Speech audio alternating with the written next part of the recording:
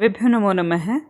आज की वीडियो में हम जो आपका सिलेबस है 2022-23 का संस्कृत का 9वीं कक्षा का वो हम देखेंगे। ठीक है, 2022-23 का 9वीं कक्षा का जो सिलेबस है वो हम देखने वाले हैं और किस तरह से आपका जो पेपर है उसमें प्रश्न आएंगे वो देखेंगे। तो सबसे पहले आपका जो होता है कै भाग होता है पेपर में, उसमें अपठित अवबोधनम यानी कि एक पैराग्राफ आएगा जो कि आपके लेसन में से नहीं होगा, आपने पढ़ा नहीं होगा। अपठित यानी कि जो पढ़ा हुआ नहीं है वो आएगा, वो 10 नंबर का आपका आने वाला है। ठीक है, तो यहाँ पे मैं पूरा वैसे नहीं बताऊंगी, थोड़ा थोड़ा बता दूंगी। तो जैसे कि आपका पहला प्रश्न जो आएगा वो पैराग्राफ का आएगा जो कि आपका पढ़ा हुआ नहीं होगा, आपको उसमें से प्रश्नों के उत्तर छांट करके देने हैं। ये आपका पहला 10 नंबर का पार्ट रहने वाला है। और किस तरह से होगा थोड़ा सा वो भी देख लो। जैसे कि एक पद और पूर्ण वाक्य में उत्तर देना है, ये आपका 6 नंबर का होगा। फिर शीर्षक बताना होगा, किस में किसके बारे में बात कही गई है, तो वो 1 नंबर का होगा। और भाषिक कार्य आपका 3 नंबर का होगा। भाषिक कार्य में क्या क्या पूछा जाएगा, कर्ता और क्रिया पूछेंगे, विशेषण विशेष्य और पर्यायवाची और विलोम। ठीक है, सर्वनाम स्थानीय संज्ञा प्रयोग है, ये सब इस प्रश्न में पूछा जाएगा जो आपका पहला होगा। अब अगला ख भाग आता है जो कि आपका 15 नंबर का रहने वाला है। और ख भाग में क्या क्या आता है, एक तो बेटा आपका आता है पत्र। ठीक है, पत्र आपको लिख करके दे देते हैं और आपको केवल उसमें रिक्त स्थान भर करके उस पत्र को पूरा लिखना होता है। और इसमें कौन कौन से पत्र आने वाले हैं वो भी यहाँ पे लिखा हुआ है। औपचारिक पत्र आपका जो आएगा उसमें, यानी कि जो औपचारिक पत्र यानी कि जो आप प्रधानाचार्य को छुट्टी के लिए लिखते हैं वो, उसमें एक पहला आएगा अवकाश के लिए, दूसरा स्वच्छता यही स्वास्थ्य विभाग का है, अगला है विद्युत विभाग आए, फिर है वित्त कोष आए, आरक्षकाली आए और प्रकाशक आए। ठीक है, ये सारे पत्र आपको करने हैं कि एक बिजली विभाग को लिखना है और इस तरह से कुछ होंगे। ठीक है, ये सारे पत्र आपको करने हैं। और फिर है अनौपचारिक पत्र। अनौपचारिक पत्र में आपको क्या क्या करना है कि पित्राभ्याम वर्धापन पत्रम, यानी कि एक तो पिताजी को लिखना है, माता पिता को, दूसरा मतलब बधाई पत्र है, तीसरा निमंत्रण पत्र है और चौथा है परिणाम सूचना पत्रम, यानी कि रिजल्ट आया है उसकी सूचना के लिए जो पत्र लिखा जाता है। तो ये सारे पत्र आपके पेपर में आने वाले हैं और ये सारे पत्र हम आपको वीडियोस में कराएंगे। ठीक है, तो आप हमारी वीडियो देख करके आपका सिलेबस जो है वो आप कंप्लीट कर सकते हैं। अगला प्रश्न आपका, ये पत्र जो है वो आपको 5 नंबर का आएगा। ठीक है, अगला जो प्रश्न आपका रहने वाला है वो है चित्र आधारितम वर्णनम अनुच्छेद लेखनम। या तो चित्र को देख करके आपको वाक्य बनाने हैं, मंजूषा दी होगी वहाँ पे, या फिर आपको एक टॉपिक दे दिया जाएगा उस पर अनुच्छेद लिखना है। ठीक है, अपने मतलब 5 लाइनें उस पर लिखनी होती है। तो इन दोनों में से एक लिखोगे आप और वो 5 नंबर का होगा। अगला होगा आपका 5 नंबर का अनुवाद, कि आपको हिंदी भाषा में या अंग्रेजी भाषा में वाक्य लिख करके दे देंगे। हिंदी में ही आते हैं, अंग्रेजी में, हिंदी और अंग्रेजी दोनों में लिखे होते हैं, आप बेसिकली हिंदी ही पढ़ते हो, उसको आपको संस्कृत में ट्रांसलेट करना है। अब सबसे मेन पार्ट पे चलते हैं जो कि आपको पढ़ना है और हम ये सारा सिलेबस बाकायदा सिलेबस के हिसाब से कराने वाले हैं। तो आप सारी वीडियोस देख करके अपना सिलेबस कंप्लीट कर सकते हैं। 2022-23 सिलेबस के हिसाब से हम सारी वीडियो कंप्लीट करा देंगे। ठीक है, ये होगा अनुप्रयुक्त व्याकरण का जो कि 25 नंबर का रहने वाला है। सबसे पहले उसमें है संधि। संधि कितने नंबर की आएगी, 4 नंबर की। ठीक है, यानी कि 5 प्रश्न होंगे, 5 में से आप 4 करके वहाँ पे आओगे और आपको 4 नंबर मिलेंगे। अब संधि में क्या क्या पढ़ना है, सबसे पहले स्वर संधि। स्वर संधि के 5 भेद पढ़ने हैं, दीर्घ, गुण, वृद्धि, यण और अयादि। फिर व्यंजन संधि। व्यंजन संधि बहुत बड़ी है लेकिन आपको केवल 2 चीज़ें पढ़नी है, जसत्व संधि पढ़ना है और मैं के स्थान पर अनुस्वार जो होगा वो पढ़ना है। ये सारा हम वीडियोस बना देंगे, आप वो वीडियो देख करके अपना सिलेबस कंप्लीट कर लेना। उसके बाद विसर्ग संधि में केवल आपको उत्वम और रत्वम, केवल 2 टॉपिक आपको पढ़ने हैं। ठीक है, तो संधि का हो गया। अब उसके बाद शब्दरूप है, आपके 4 नंबर के शब्दरूप आने वाले हैं पेपर में।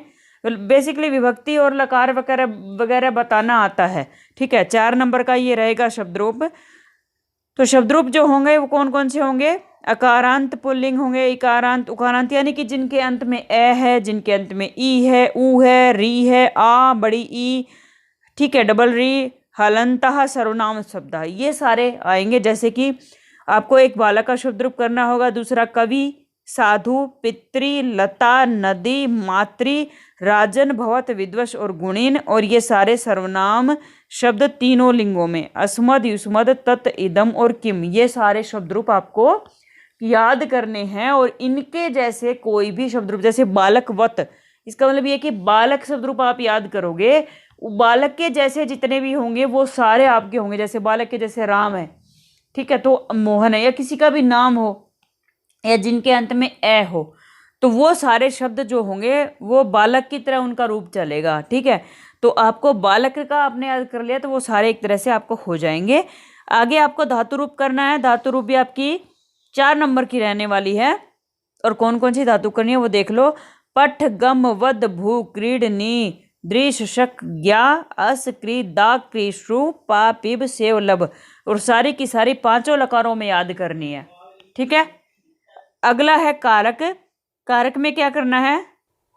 कारक में आपको क्या करना है?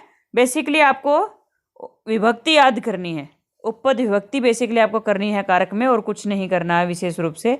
ठीक है, विभक्ति सारी की सारी आप समझोगे, याद करोगे। ये सारी विभक्ति यहाँ पे लिखी हुई है और यहाँ पे बताया हुआ है कि कौन सी विभक्ति कहाँ इस्तेमाल होती है। तो ये सारे शब्द हैं, जैसे द्वितीय कहाँ, उभयतः, दिक्, परितः, समया, निकषा, प्रति, बिना, इन सब के साथ कौन सी विभक्ति इस्तेमाल होती है? द्वितीय। तो ये किस तरह से होंगी वो सारी हम आपको समझा भी देंगे, वीडियोस बना देंगे कारक की अलग अलग से, हर एक विभक्ति की अलग से बना देंगे। ठीक है, तो आप सारी वीडियोस देख लेना।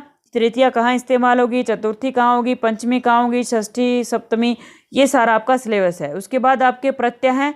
प्रत्यय सिलेबस में कौन कौन से है वो देख लीजिए। कत्वा प्रत्यय डबल करके लिखा हुआ है, तुमुन है, ल्यप है, कत्वतु, स्त्री, शानच और कतः प्रत्यय 3 नंबर का प्रश्न रहेगा। उसके बाद गिनती है, 1 से 100 तक गिनती आपको करनी है। विशेष रूप से 1 से 4 तक गिनती आपके पेपर में आती है, क्योंकि 1 से 4 तक गिनती जो होती हैं वो तीनों लिंगों में चलती हैं और इनका रूप चलता है बाकायदा, इसलिए। ठीक है, तो ये जो गिनती है वो आपके पेपर में कितने नंबर की रहने वाली है? 2 नंबर की यहाँ पे लिखा। उसके बाद है उपसर्ग। आपका उपसर्ग द्वाविंशति यानी कि 22 उपसर्ग होते हैं, 22 के 22 आपको करने हैं। उसके बाद अव्यय। अव्यय कौन कौन से करने हैं वो सारे यहाँ पे लिखे हुए हैं। स्थान बोधकानी, जो यानी कि जो जगह को बताते हैं। काल बोधकानी, प्रश्न बोधकानी यानी कि जो प्रश्न का निर्माण करते हैं, और अन्य दूसरे जो भी बचेंगे, ये सारे अव्यय आपको करने हैं। आप कॉपी में सिलेबस नोट भी कर सकते हैं। तो अगला प्रश्न पेपर में जो आएगा वो आएगा आपका पठित अवबोधनम, यानी कि आप जो लेसन पढ़ने वाले हो उन लेसन में से ही कोई एक पार्ट में से पैराग्राफ उठाएंगे और वो आपको पेपर में देंगे। ये आपका 5 नंबर का रहेगा।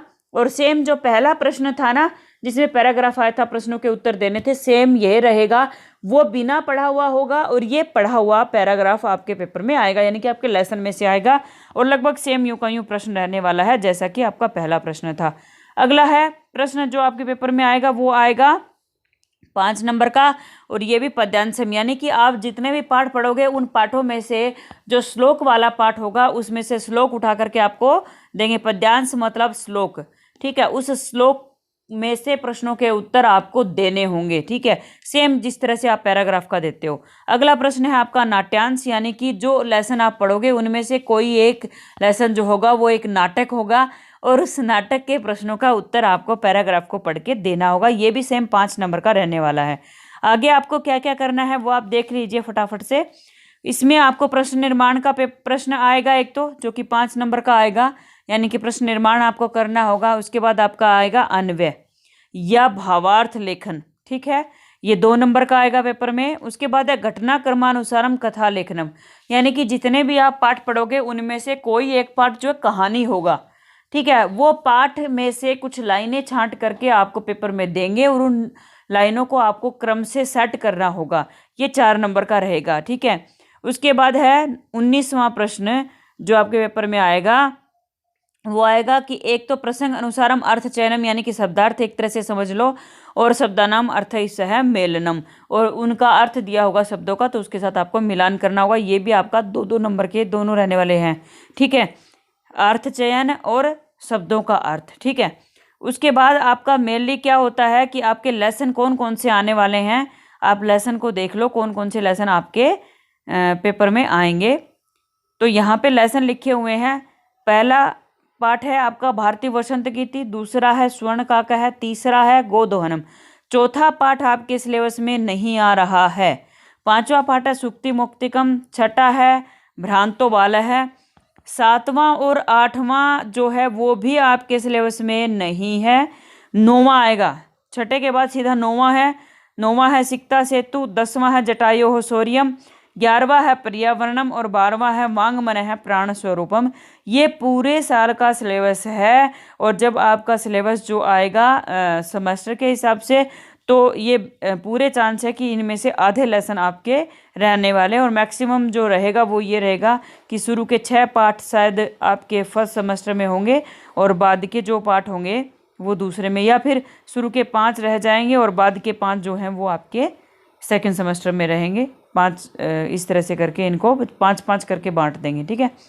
तो ये आपके सिलेबस में लेसन रहने वाले हैं। तो आशा है कि आपको ये वीडियो बहुत अच्छी लगी होगी। अगर अच्छी लगे तो लाइक शेयर और सब्सक्राइब करना। धन्यवाद।